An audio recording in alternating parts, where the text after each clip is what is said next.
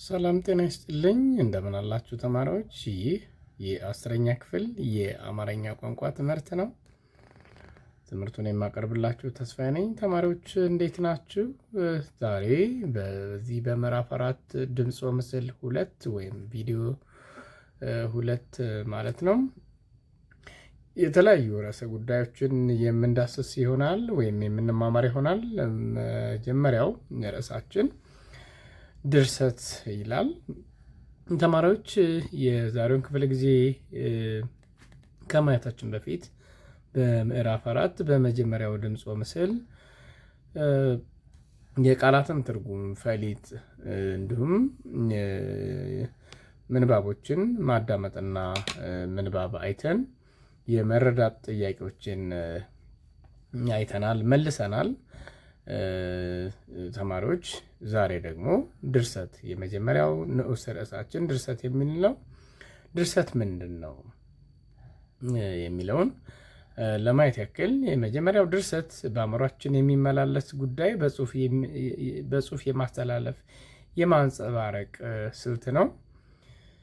እንግዲህ ይህ ጠቅለል ያለ የድርሰት ትርጉም ነው ማለት ነው።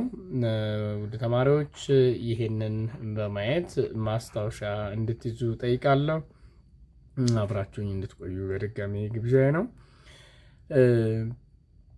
ስለዚህ በአእምሯችን የሚመላለሱ ጉዳዮችን ወይም ርዕሰ ጉዳዮችን በጽሁፍ የማስተላለፍ ስልት ነው። ስለዚህ ድርሰት በአእምሮ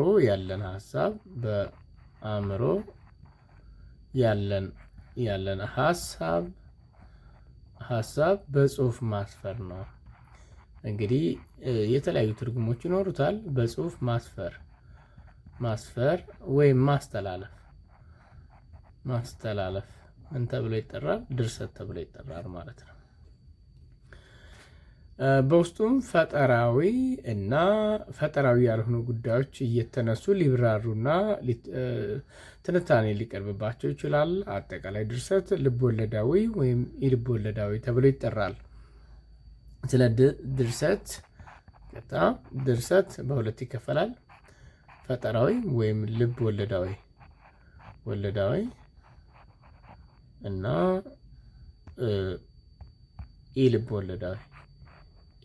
ልብ ወለዳዊ በሚል ይከፈላል ማለት ነው። በመሆኑም ሁለት ናቸው ድርሰቶች። ይሄ ልብ ወለዳዊ የምንለው ፈጠራ ያልሆነ ወይም ፈጠራዊ ያልሆነ ነው።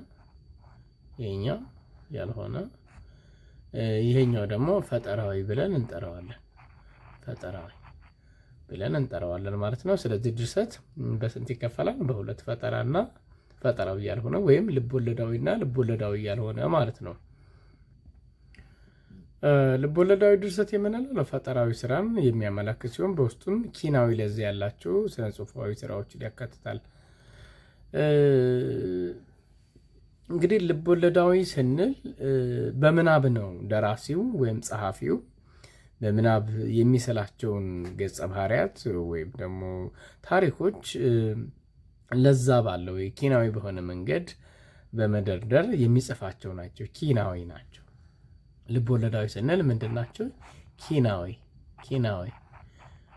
ለዛ ያላቸው ናቸው እና በምናብ ውስጥ ያሉ ናቸው። ነገር ግን የእውነተኛው ዓለም ወይም የገሃዱ ዓለም ነጸብራቅ ናቸው ተብሎ ይታሰባል። ልቦለድ ማለት ያ ማለት በእውኑ ዓለም ወይም በገሃዱ ዓለም በዕለት ተግባራችን ወይም በዕለት ኑሯችን የሚገጥሙን ነገሮች እነዛን በምናብ በመሳል ለዛ ደግሞ ገጸ ባህሪያትን በመንደፍ የተለያዩ ኪናዊ ወይም ለዛ ያላቸው ቃላቶችን በመጠቀም ለአንባቢ እንዲመች አድርጎ ማቅረብ ይሄ ምን ተብሎ ይጠራል? ልቦለዳዊ ነው። የልቦለዳዊ ድርሰት ደግሞ እውነተኛ የሆኑ ኩነቶች በጽሁፍ የምናስተላልፍበት መንገድ ነው።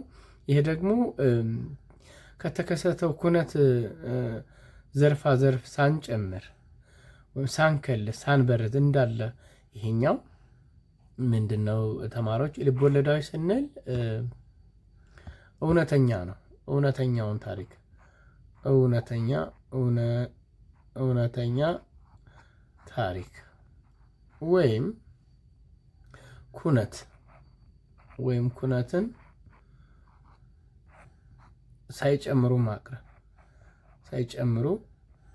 ሳይጨምሩ ማቅረብ ማለት ነውና ይሄንን በደንብ እዩት። ስለዚህ ሳንከልስ ሳንበርዝ እንዳለ ማቅረብ ነው። ይሄ ልብ ወለዳዊ ነው። ሌላው ድርሰት በምንጽፍበት ጊዜ የምንከተላቸው መርሆች ይኖሩናል። ድርሰት በምንጽፍበት ጊዜ ልንከተላቸው ያ ማለት ቅድመ ድርሰት የምንላቸው አሉ። ድርሰት ከመጻፋችን በፊት ምን መከተል አለብን? እስኪ እንመልከታቸው። የመጀመሪያው ቅድመ ድርሰት የምንለው ነው። ይሄኛው ቅድመ ድርሰት ማለት ድርሰቱን ከመጻፋችን በፊት ምን ማድረግ አለብን የሚለውን እንመልሳለን። ድርሰት እንግዲህ ከመጻፋችን በፊት የመጀመሪያው ራሳችንን ለድርሰት መነሳሳት ያስፈልጋል። መነሳሳቱ ምንድን ነው? ለድርሰት መጀመሪያ ሀሳብ ይቀድማል። ከዛ በኋላ ደግሞ መነሳሳት። ሁለተኛው ዓላማው ምንድን ነው? የድርሰቱ ዓላማ ልናስተላልፈው የፈለጉ ለማን፣ እንዴት የሚሉትን ነገሮች መመለስ። ስለዚህ ለማን፣ ለምን፣ እንዴት የሚሉት ሶስት ነገሮች በተለይም ደግሞ መመለስ አለበት ማለት ነው። ዓላማ፣ ለማን፣ ለምን፣ እንዴት የሚሉ ጥያቄዎችን መመለስ አለበት። በቀጣይነት የምናየው ደግሞ ድርሰትን ከመጻፋችን በፊት ዓላማውን ካወቅን በኋላ ርዕስ እንመርጣለን። ለዛ ሊመጥን የሚችል ርዕስ መምረጥ። ርዕሳችንን የምንጽፈው ድርሰት ሊዳሰስ የሚችሉ ነጥቦችን የምንወስንበት ነው። ያ ማለት የምንሰጠው ርዕስ ልናወራው ወይም ልናስተላልፈው የፈለግነውን ነገር ያማከለ መሆን አለበት ማለት ነው። ስለዚህ ርዕስ ነው። በቀጣይ ደግሞ መላይ የምናየው ርዕስ መምረጥ ነው። ርዕስን መወሰን መወሰን ወይም ማጥበብ መቻል አለበት። ማጥበብ ለምሳሌ የትምህርት እድገት በአፍሪካ ብንል እና የትምህርት እድገት በኢትዮጵያ ብንል በጣም ይለያያል። ርዕሳችን የትምህርት እድገት ነው። የትምህርት እድገት እንዴት ነው የምናየው? በአፍሪካ፣ በኢትዮጵያ ውስጥ ካለ ደግሞ የት? አያችሁት? በአፍሪካ ስንል በጣም የሰፋ ነው ማለት ነው። በኢትዮጵያ ስንል ትንሽ ጠበብ ይላል።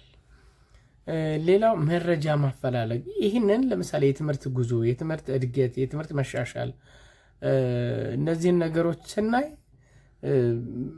መረጃ ያስፈልጋል። ምን ይመስላል? ባለፈው ምን ይመስላል? ወደፊት እንዴት ይሆናል? መረጃ ማፈላለግ አንዱ ዘዴ ነው የሚሆነው። መረጃዎችን ያገኘነው መረጃ ሁሉ ለጽሁፋችን ያገለግላል ማለት አይደለም። መረጃ መምረጥ ይሄኛው መረጃ መሰብሰብ ነው። መረጃ ማሰባሰብ ነው። ይሄኛው ደግሞ መምረጥ። ሌላው በመጨረሻ የምናየው ምንድን ነው? የተደራሲ አውድ። ይሄንን እዩት እስኪ። የተደራሲ አውድ ስንል የምንጽፈው ድርሰት በሰዎች ተቀባይነት እንዳገኝ፣ ተቀባይነት አለው ወይም ተቀባይነት መኖሩን ማረጋገጥ። ይሄ የተደራሲ አውድ ነው ማለት ነው። ሰዎች ተቀብለውታል፣ እንዲቀበሉት ማድረግ መቻል አለብን። ምክንያቱም አንባቢያችን ሰው ስለሆነ። ሌላው ድርሰት በምንጽፍበት ጊዜ ሁለተኛው ጉዳያችን ይሄንን ሁለተኛ ስናይ ተግባር የጽህፈት ተግባር የጽህፈት ይቅርታ ይችኛው ሀናት የምትሆነው የጽህፈት ይችኛው የጽህፈት ተግባር። አሁን ደግሞ እየጻፍን ነው። ስለዚህ ተግባራችን ምን ረቂቅ መጻፍ የመጀመሪያው ረቂቅ የመጀመሪያውን ዙር መጽሐፍ ማለት ነው። ረቂቅ እንደ መነሻ መጽሐፍ ረቂቅ ያስፈልገናል። ቀጣይ ደግሞ አርትኦት የአርትኦት ስራ በጣም አስፈላጊ ነው። አርትኦት ይሄ ምን ተብሎ ይጠራል? እዚህ ጋር እደታ ተብሎ ይጠራል። እደታ ወይም ለቀማ ወይም በእንግሊዝኛው ወይም አንዳንድ ጊዜ በተቀላቀለ ቋንቋ ነው የምንጠቀመው። ብዙ ጊዜ ኤዲት የምንለው ማለት ነው። በእንግሊዝኛው ኤዲት ማድረግ ይሄ ነው።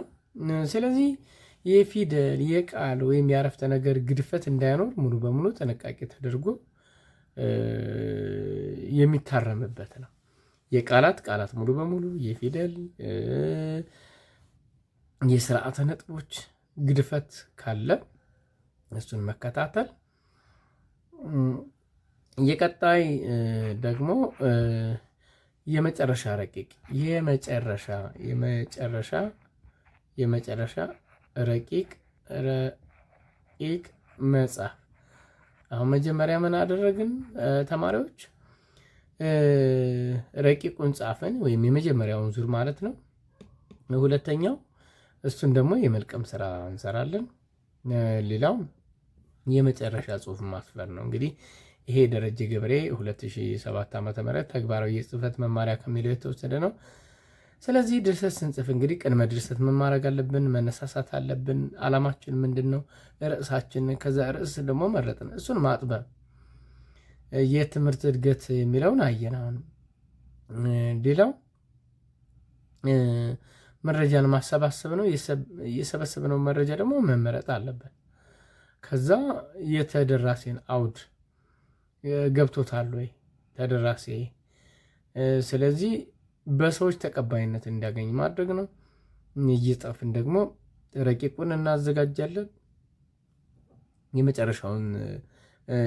የመጀመሪያውን ጽሁፍ እንጽፋለን። ከዛ ደግሞ እሱን ምን እናደርጋለን? የአርትዖት ስራ እንሰራለን። ፊደላት ግድፈት፣ የቃላት የአረፍተ ነገሮች አስተካክ ትክክል ካልሆነ እሱን በደንብ እንመርጣለን። የመጨረሻ ረቂቁን ከዛ በኋላ የምንጽፍበት ጊዜ ይሆናል። እነዚህ እንግዲህ ድርሰት ምንድን ነው የሚለውን ይመልሱልናል። መልካም። በቀጣይ ቀጥሎ ከቀረቡት ርዕሶች አንዱን መርጣችሁ ከአንድ ገጽ ያልበለጠ ድርሰት ጻፉ ነው የሚለው። ድርሰታችሁን ከመጻፋችሁ በፊት ከላይ ያለውን የድርሰት አጻጻፍ መመሪያ መሰረት አድርጋችሁ የመረጣችሁን ርዕስ አጥብቡ። እንዲህ ከላይ ያየናቸው ናቸው የተደገሙት ርዕሶች። የከተሜነት መስፋፋት። ለምሳሌ ይህንን የከተሜነት መስፋፋት የት? በአፍሪካ፣ በዓለም፣ በኢትዮጵያ። አሁን ርዕስ መርጠናል። ይህን ለምሳሌ መጀመሪያ መነሳሳትን ይፈልጋል። ከተነሳሳን በኋላ ለምንድን ነው? ዓላማው ምንድን ነው? ለምን? እንዴት? ከዛ በኋላ ርዕስ መረጠን። አሁን የከተሜነት መስፋፋት 3ኛው ደረጃ ላይ ነው ያለው ማለት ነው። ርዕስ መርጠን ርዕሱን ግን ማጥበብ። የከተሜነት መስፋፋት የሚለው የት ነው? አልጠበም። በጣም ሰፊ ርዕስ ነው። ከዛ መረጃ እናሰባስበን እንመርጣለን እና ይህን ተከትላችሁ እስኪ እናንተም የራሳችሁን አስቀምጡ። የሚከተለውን ቢጋር ስለ መርካቶ የሚመለከት ነው። አስተዋጽኦ መሰረት አድርጋችሁ 3 አንቀጽ ያለው ድርሰት ጻፉ። እነዚህ እናንተ የምትለማመዷቸው ናቸው። በቀጣይ ክፍል 5 ቃላት እናያለን። ቃላት ይሄ ርዕሳችን ይሆናል። ቃላት አንዱ ንዑስ ርዕሳችን ቃላት ነው። በሚከተሉት አጭር ጽሁፎች ውስጥ የሚገኙ ፈሊጣዊ ንግግሮችን በመለየት በቡድን ፍቻቸውን ጻፉ ይላል። እንግዲህ የፈሊጣዊ አነጋገር የራሳቸው ፍቻ አላቸው። ከልጅ ልጅ ቢለዩ ዓመት አይቆዩ። እንግዲህ እነዚህ ትርጉማቸውን እናያለን። ከልጅ ልጅ ቢለዩ ዓመት አይቆዩ፣ ማዳላት እንደሌለብን፣ ማዳላት ደግሞ ክፉ ነገር እንደሆነ ጥሩ እንዳልሆነ ለመግለጽ ነው። ከልጅ ልጅ ቢለዩ ዓመት አይቆዩ የሚለው ስለዚህ ክፉ ነገር ከሚሆንብን ዓመት ላንቆይ ለሁሉም በኩል አይነት መንገድ ማስተናገድ እንዳለብን የሚያሳይ ነው።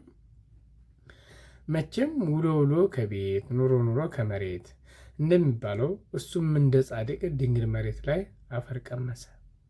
ይህኛው መቼም ውሎ ውሎ ከቤት ኑሮ ኑሮ ከመሬት ሞት እንደማይቀር ለማሳየት ነው። ሙቶ ቃሽ ያድርገኝና ግፉ ብዙ ነው። ሙቶ ቃሽ ማለት ምን ማለት ነው? አንድ ሰው ከሞተ በኋላ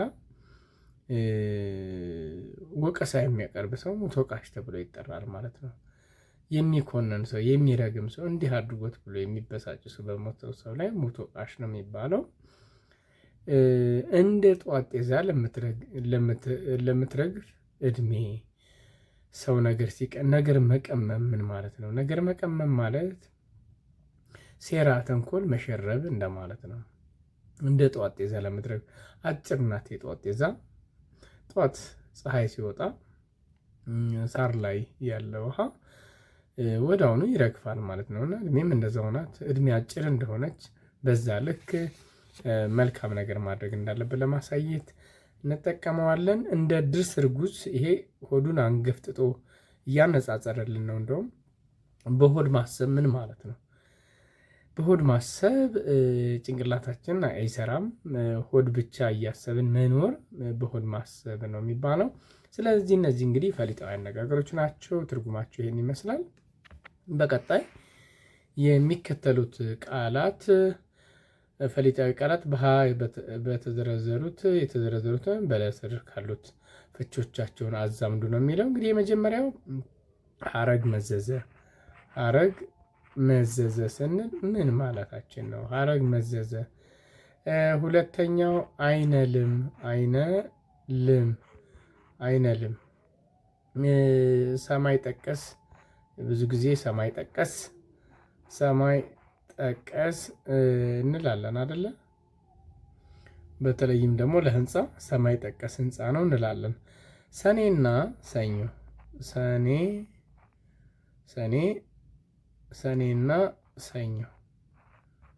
ሰኔና ሰኞ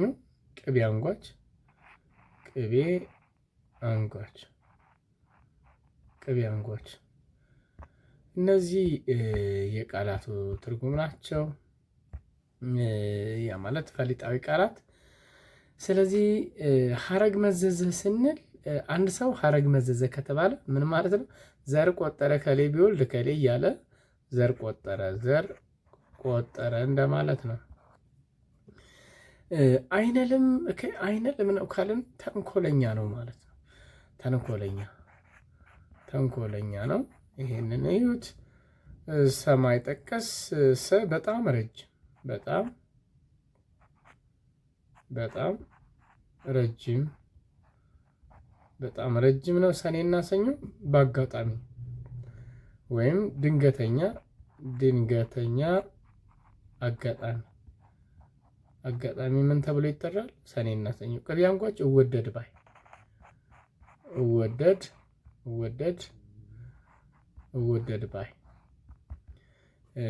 ስለዚህ እነዚህ የፈሊጣዊ አነጋገሮች ትርጉሞች ናቸው። ቀጥሎ የተዘረዘሩትን ደግሞ እናያለን።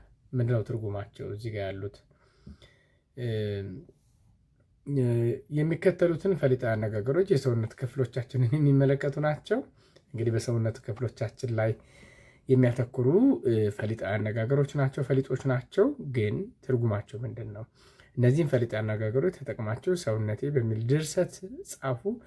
ፀጉር ስንጠቃ፣ የግንባር ስጋ፣ እንደዚህ የመሳሰሉት አሁንም እናያለን ማለት ነው። እያንዳንዳቸውን የመጀመሪያው ፀጉር ስንጠቃ። ፀጉር ስንጠቃ ምን ማለት ነው? እዚህ ጋር እኔና ፀጉር ስንጠቃ ፀጉር ስንጠቃ ምን ማለት ነው? እንመልከት። እንግዲህ እንደ መደበኛ ትርጉም ፀጉር ስንጠቃ ትናንሽ ነገሮችን ጥቃቅን ነገሮችን ማንሳት ይህ ምን ተብሎ ይጠራል? ፀጉር ስንጠቃ። መልካም ነገር ብንናገር እንኳን ትንሿን ነገር ያችን በተለያየ ነገር መተርጎም፣ ትናንሽ ነገሮችን መለቃቀም ወይም ነገር መለቃቀም አይነት ነገር ትርጉም ያለው ነው። ሌላው የግንባር ስጋ ምን ማለት ነው? የግንባር ስጋ ማለት እንግዲህ ግትር ካለው የማይነቃነቅ ሰው። እናንተ ትጽፉታላችሁ። የግንባር ስጋ ግትር ሰው እንደማለት ነው። ግትር እዚህ ጋር ዋናውን ቃል ጽፌ ነው። ከዚህ በኋላ ያሉትን ትርጉሙን ብቻ ለማየት እንሞክራለን፣ ጊዜ ለመቆጠብ ማለት ነው። አይናፋር፣ ትሁት፣ አንገቱን የደፋ ትሁት፣ አንገት ደፊ፣ አንገቱን የደፋ ሰው ምን ተብሎ ይጠራል? ትሁት ተብሎ ይጠራል። ሌላው አይነ ገመድ። አይነ ገመድ በግምት መለካት፣ በግምት መመጠን፣ መለካት የሚል ትርጉም አለው። እንቀጥላለን። የቀጣዩ አይነ ገመድ ምን ማለት ነው የሚለውን አየን። ሆደ ሰፊ ቻይ፣ ታጋሽ እንደማለት ነው። ቻይ፣ ታጋሽ እከሌ ሆደ ሰፊ ነው ከተባለ ታጋሽ ነው ማለት ነው። እና እጅ አጠረው ስንል ገንዘብ አነሰው። እጅ አጠረው ገንዘብ ምን ማለታችን ነው? ገንዘብ አነሰው እንደ ማለት ነው።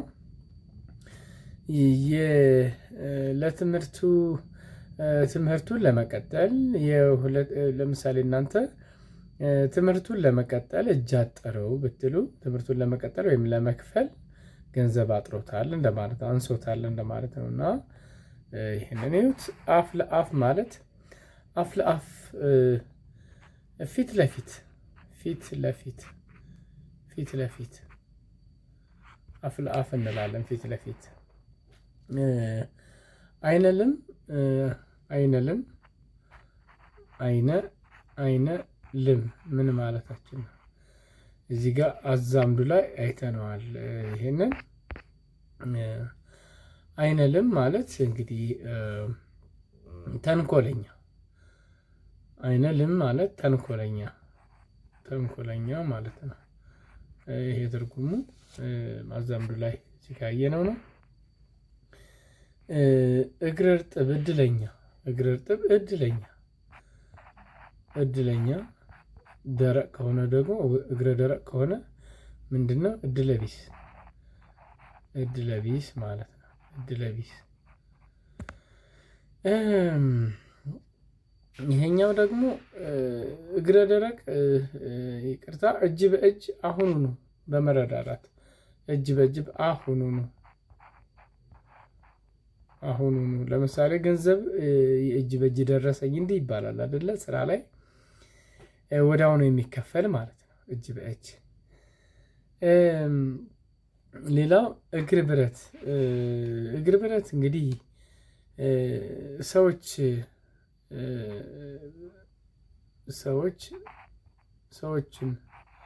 ሰዎች የሚታሰሩ ወይ እግረ ሙቅ ይባላል። የሚታሰሩበት ወይም እግረ ሙቅ እንለዋለን። ይሄንን እግረ ሙቅም ይባላል። እግረ ሙቅ ወንጀለኞች ወይም ደግሞ በእስር ቤት ውስጥ ሰዎች እንዳይንቀሳቀሱ እግራቸውን መቀየድም እንለዋለን በአማርኛው። ቅየዳ ወይም አስሮ የሚይዝ ብረት ነው ወይም እግረ ሙቅ እንለዋለን። እነዚህ እንግዲህ የፈሊጣዊ ቃላቶቹ ትርጉሞች ናቸው ማለት ነው። ለሚከተሉት ቃላት ተመሳሳይ ፍቻቸውን ጻፉ፣ አረፍተ ነገር መስርቱባቸው ይላል። ለመሆኑ የነዚህ ቃላት ተመሳሳይ ምንድን ነው? እስኪ እንመልከት አንድ በአንድ። የመጀመሪያው መቋደሻ ይላል። እንግዲህ እንደ ኢትዮጵያውያን መቋደሻ የዶሮ አካል ነው አይደለም መቋደሻ። ስለዚህ ይህንን ብዙዎቻችን በየቤታችን እናውቀዋለን፣ የተለመደ ቃልም ስለሆነ እንግዲህ ቀጥታ መቋደሻ የዶሮ ጉበት እንደማለት ነው። የዶሮ ጉበት ነው።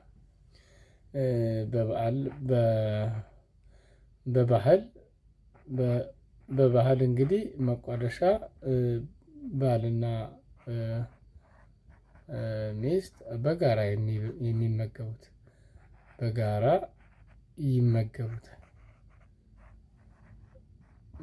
ይመገቡታል ተካፍለው ማለት ነው። መናጁ በሬ ሲባል ምን ማለት ነው? ተከታይ እከሌ እኮ መናጁ ሆኖ ነው እንጂ እሱ ምንም የሚያውቀው ነገር የለም። ረብሻ ለምሳሌ ቢፈጠር ረብሻ ብላይ እነዚህ ሰዎች መናጆ ናቸው እንላለን። እንስሳት ምን እንጠቀምበታለን? ተከታይ፣ ጉልህ ድርሻ ወይም ሚና የሌለው ግን ተከታይ እንደማለት ነው። ህላዌ ማለት መኖር ነው። ይሄ ግዕዝ ነው፣ አማርኛ ቃል አይደለም። ህላዌ መኖር ነው። ሸፍጥ ምን ማለታችን ነው? ሸፍጥ ካልን ሸፍጥ ጥሬ ትርጉሙ ምንድን ነው? ያው ፈሊጦች ናቸው፣ ግን ክህደት፣ እብለት ይለዋል። እብለት ወይም ደግሞ እውነቱን ሰውሮ መካድ፣ እውነቱን ሰውሮ ምን ማለት ነው? መካድ ምን ተብሎ ይጠራል? ሸፍጥ ይባላል። ወርች ምንድን? የከብት የፊት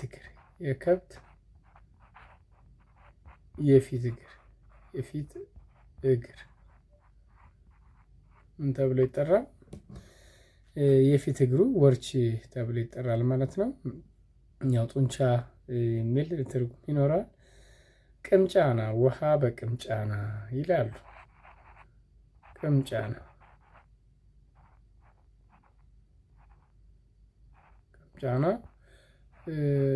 ከቅል የተሰራ ውሃ መያዣ፣ ከቅል የተሰራ ውሃ መያዣ።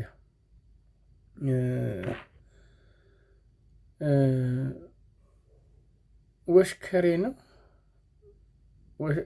ወሽከሬ ወይም ወሸከሬ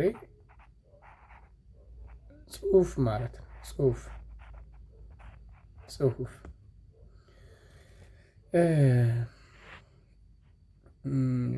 እንግዲህ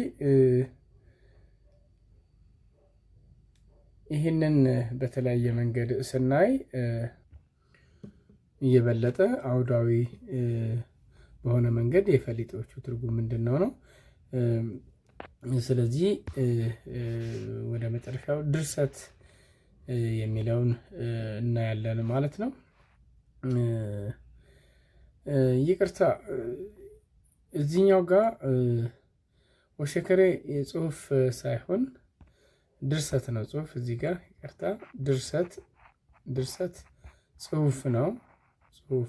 ይሄኛውን ይህንን እናጥፋውና ድርሰት ሚስጥር የማይጠብቅ ወሸከሬ ማለት ድርሰት ሳይሆን ምስጢር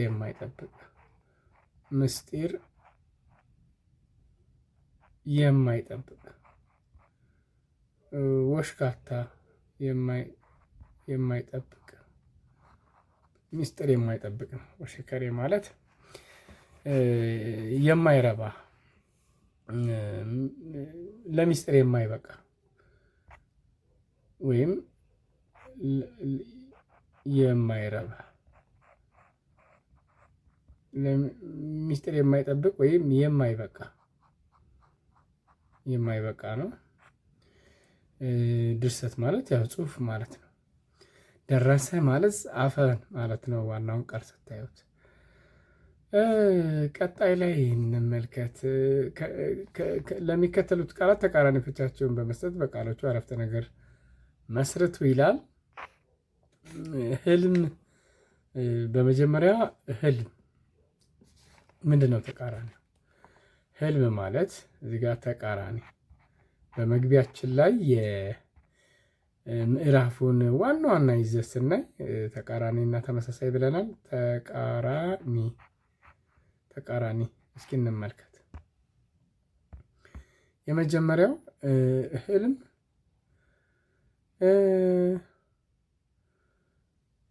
ተቃራኒ ፍቻቸውን በቃሎቹ አረፍተ ነገር መስሩት ነው የሚለው። እንግዲህ ህልም ተባረከ፣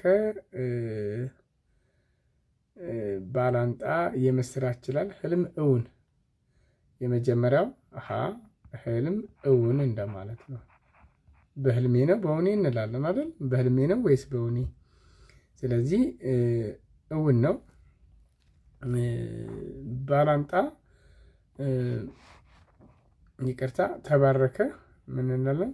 ተረገመ አይደለ? ተረገመ። ተባረከ ስንል ባላንጣ ምንድን ነው?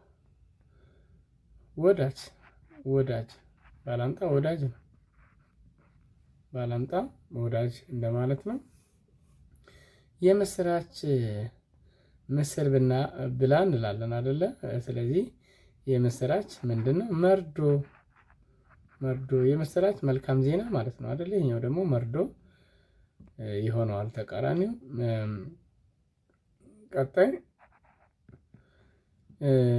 አደባባይ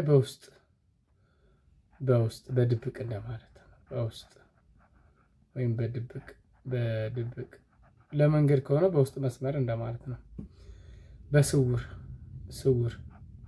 ስውርም ይሆናል። ስውር። መልካም።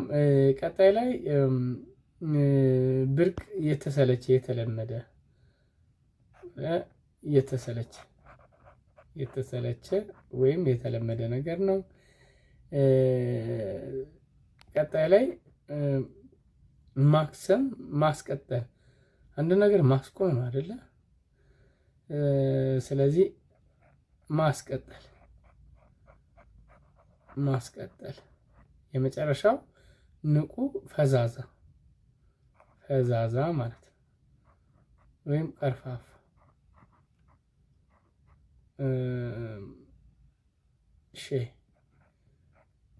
ስለዚህ እነዚህ እንግዲህ የቃላት ተቃራኒዎች ናቸው። መልካም ተማሪዎች፣ ወደ ቀጣዩ እንለፍ። ሰዋሰው የሚለውን እናያለን። እንግዲህ ሰዋሰው የቃል ክፍሎችን አሁን ደግሞ በተለየ ሁናቴ እንመለከታለን ማለት ነው። የቃላት ክፍሎች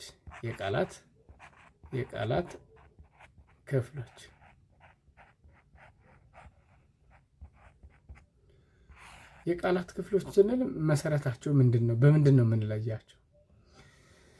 ስለዚህ የቃል ክፍሎች የሚባሉትን በመዘርዘር ለእያንዳንዳቸው ምሳሌ ስጡ ይላል እንደ መጽሐፋችሁ።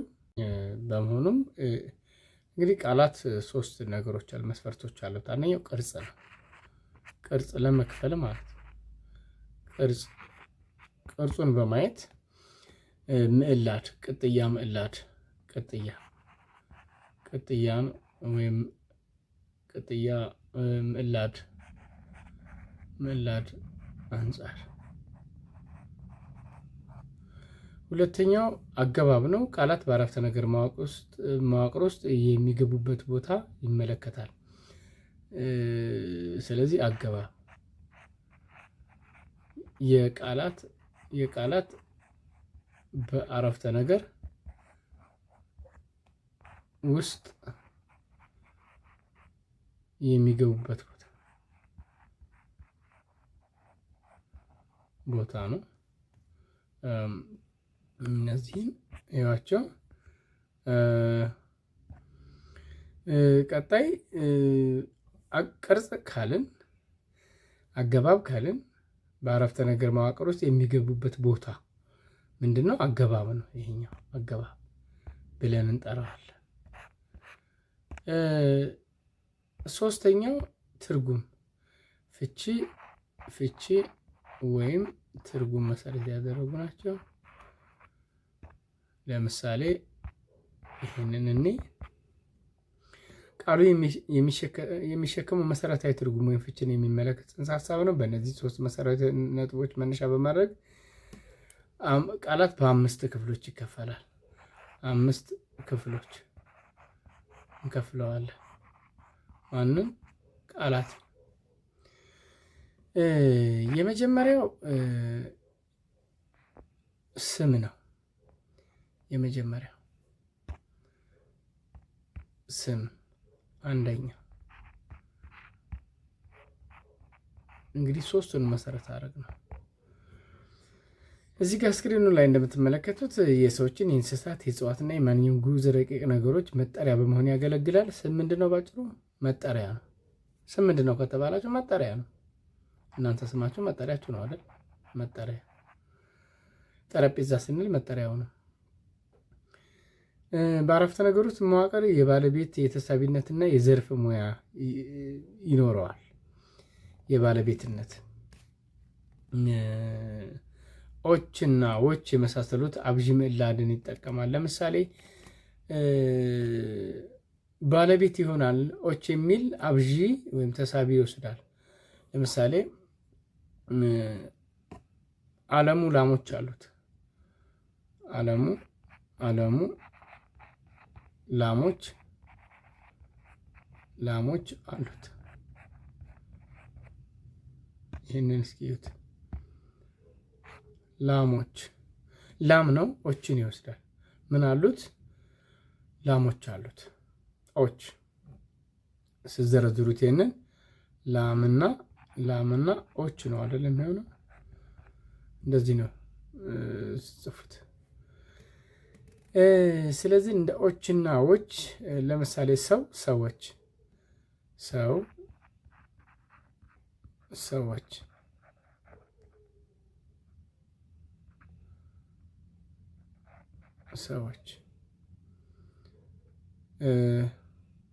እንግዲህ እነዚህ የስም ትርጉሞች ናቸው። ስለዚህ ስም መጠሪያ ነው፣ አብዥ ይወስዳል። ለምሳሌ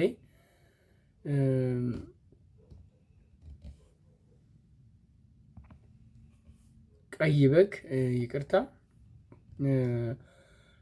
ላም ወተት ትሰጣለች፣ ካሳ በግ ገዛ የሚሉትን ብናይ ካሳ በግ ገዛ። ካሳ በግ ገዛ። መጠሪያው ምንድን ነው? ስሙ በግ የሚለው ነው አይደለ? ስለዚህ መጠሪያ ስም ሆኖ ያገለግላል። ሁለተኛው ግስ ነው። የቃላት ክፍሎች የሚባሉት ግስ ነው። የምታውቁት ግስ የሚለው እስኪ ልጻፍላችሁና በአረፍተ ነገር መጨረሻ ይገባል።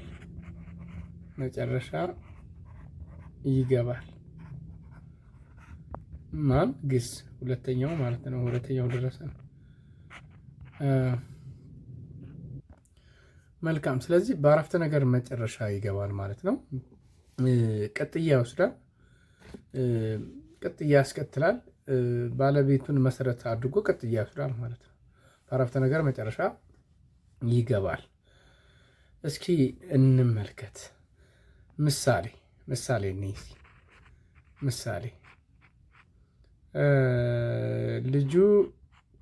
ልጁ መጽሐፍ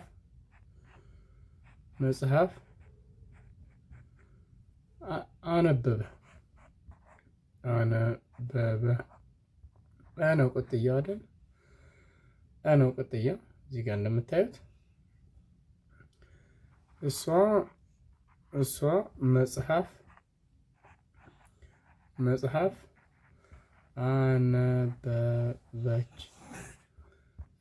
አነበበች የሚለውን ብትመለከቱ እች እዚህ ጋር ቅጥያው ምንድን ነው የሚሆነው?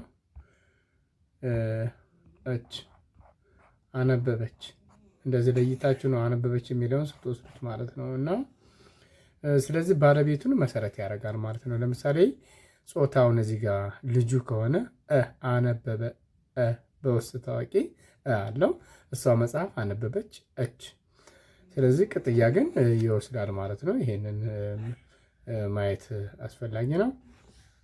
በቀጣይ ደግሞ ግስ ይሄን ካየን እንግዲህ ቅደም ተከተሉን አልጠበቅንም። በሶስተኛ ደረጃ የምናየው እዚህ ጋር ሁለተኛ የተገለጸውን ማለት ነው። ሶስተኛ ተራ ቁጥር ላይ ቅጽል ይሆናል። ቅጽል በአንድም በሌላ መንገድ የምናውቀው ነው። መጠንን፣ አይነትን፣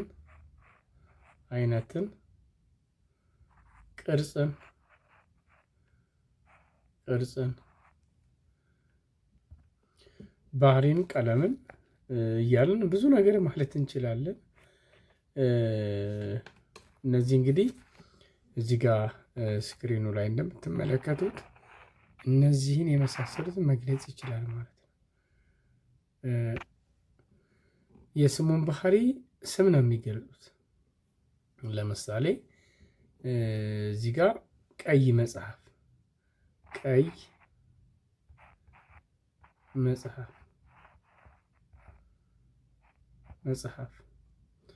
ቀይ መጽሐፍ ምን አይነት መጽሐፍ ነው? ቀይ መጽሐፍ።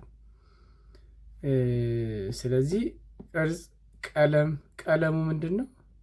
ቀይ ነው ማለት ነው። ቀይ ምን አይነት መጽሐፍ ነው? ቀይ። ልጁ ወፍራም ነው ልንል እንችላለን። ማነው ወፍራሙ? ልጁ። ገላጭ ነው። ብዙ እነዚህ በጣም ቀላል ናቸው። አራተኛ ተራ ቁጥር ላይ የምናየው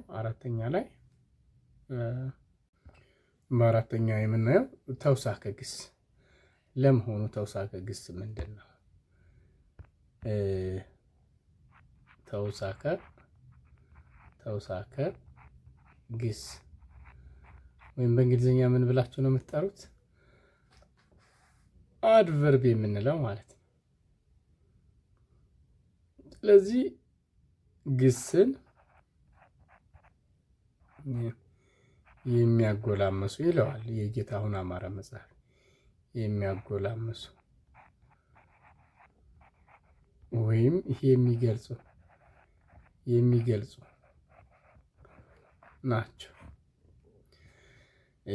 በቃላት ደረጃ ማየት ካለብን ምንድን ናቸው እነዚህ ተውሳከ ግስ የምንላቸው? እዚህ ጋር ምንኛ፣ ጅልኛ፣ ክፉኛ እናያለን። ይሄ ግምኛ፣ ጅልኛ የሚሉት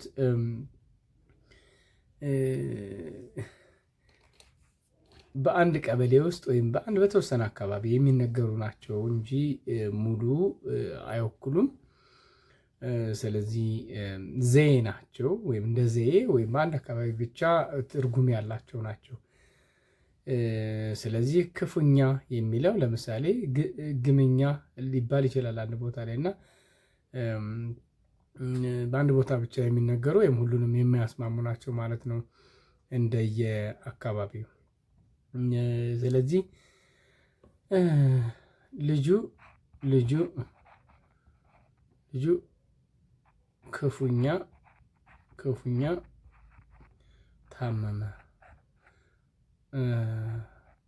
ታመመ ይቅርታ ላጥፋላችሁ። ታመመ። ክፉኛ የሚለው እንዴት ነው የታመመው? ክፉኛ፣ በፍጥነት እንዲህ የመሳሰሉት ናቸው። ስለዚህ አንድን ድርጊት የበለጠ ወይም ግሱን የበለጠ የሚገልጹልን ወይም የሚያጠነክሩልን ምን ተብለው ይጠራሉ ማለት ነው? ተውሳከ ግስ ተብለው ይጠራሉ። ግልጽ ነው አይደል? የመጨረሻውና አምስተኛው የመጨረሻውና አምስተኛው ምንድን ናቸው? መስተዋድድ የምንላቸው ናቸው። እነዚህ ሰዋሰው መስተዋድድ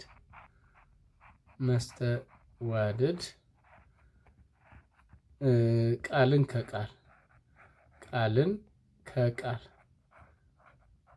አረፍተ ነገር ከአረፍተ ነገር ማዋደድ ነው ተግባራቸው። ሰዋሰዋዊ እንጂ ሰዋዊ እንጂ ነጠላ ትርጉም የላቸውም። ምሳሌ ስለ የመሳሰሉት ናቸው። እዚህ ጋር ማየት ትችላላችሁ። ቃልን ከቃል ሀረግን ከሀረግ አረፍተ ነገርን ከአረፍተ ነገር ጋር የሚያጓድዱ የማያስማማ ማለት ነው። መስተዋድዶች የሚከተሉ ባህሪያት የራሳቸው የሆነ ምን የላቸውም፣ ፍቺ የላቸውም። እንደ ሌሎቹ ቃላት እርባታም የላቸውም። ለምሳሌ ላሞች ይበዛል አይደለ? ብዙ። እነዚህ ግን አይረቡም ማለት ነው። ስለዚህ ከለ ስለ ወደ እንደ የመሳሰሉት ምንድን ናቸው ማለት ነው። ልጁ ወደ ትምህርት ቤት ሄደ። እንዲህ የመሳሰሉት ምንድን ናቸው? መስተዋድድ ናቸው። መስተዋድድ መልካም። እንግዲህ መስተዋድድ ምንድን ናቸው? የራሳቸው የሆነ ትርጉም የላቸውም፣ አይረቡም ወይም እርባታ አያደርጉም እንደሌላው። ተውሳከ ግስ ግን ስንመጣ ግሱን መግለጽ ወይም ማጎላመስ ነው። ይሄ ነው ትርጉማቸው። በቀጣይ እስኪ ጥያቄዎችን እንስራ በዚህ መሰረት። ስለዚህ አረፍተ ነገሮች በአጠቃላይ በስንት ይከፈላሉ? በ5 ይከፈላሉ። ስም፣ ግስ፣ ቅጽል፣ ተውሳከ ግስ እና መስተዋድድ ብለን እንጠራቸዋለን ማለት ነው ጠቅለል ስናደርጋቸው። በሚከተሉት አረፍተ ነገሮች ውስጥ የተሰመረባቸውን ቃላት የቃል ክፍላቸውን ለዩ ይላል። የመጀመሪያው ልጁ በችኮላ ይናገራል። በችኮላ ምንድን ነው? ተውሳከ ግስ ነው። እንዴት ነው የሚናገረው? ስትጠይቁ ታገኙታላችሁ። እንዴት ይናገራል? በችኮላ። እኔ ጓደኛዬን በጣም እወደዋለሁ። ጓደኛዬ። ስለዚህ ጓደኛ ምንድን ነው? ስም ነው። ጓደኛ፣ ወዳጅ፣ ዘመድ፣ ጎረቤት፣ ጠረጴዛ፣ ወንበር፣ መስታወት መጠሪያ ስሞች ናቸው። ጓደኛም ስም ነው። የጤና ጥበቃ ባለሙያዎች ዛሬ ተመረቁ። መቼ ተመረቁ? ዛሬ ተመረቁ። ስለዚህ ዛሬ የሚለው መስተዋድድ ነው እና በእርግጥ ሁለት ትርጉም ነው ያለው። እንዴት ተመረቁ፣ መቼ፣ ጊዜን የሚገልጽ ነው። በመሆኑም ተውሳከ ግስም መሆን ይችላል። ግን ዛሬ የሚለው በራሱ ምንድነው ትርጉሙ የሚለውን ስናይ ወደ መስተዋድድ ያደላ ነው። ግን መቼ ነው የተመረቁት? እንዴት ነው? ጊዜን የሚገልጽ ለምን፣ እንዴት የመሳሰሉትን ስለሚመልስ ተውሳከ ግስ ማለት እንችላለን። መምህሩ የተሸለመውን ልጅ አደነቀው። አደነቀ ድርጊት ነው አይደለ? ግስ ነው። ኃይሉ ጠንክሮ ስላጠና ፈተናውን ደፈነው። ኃይሉ ጠንክሮ ስላጠና ፈተናውን ስላጠና። ስለዚህ ኃይሉ ምንድን ነው? መጠሪያ ስም ነው። ኃይሉ የሚለው መጠሪያ ስም ነው። የመስሪያ ቤታችን ጠንካራው ሰራተኛ ምን አይነት ሰራተኛ ነው? ጠንካራ።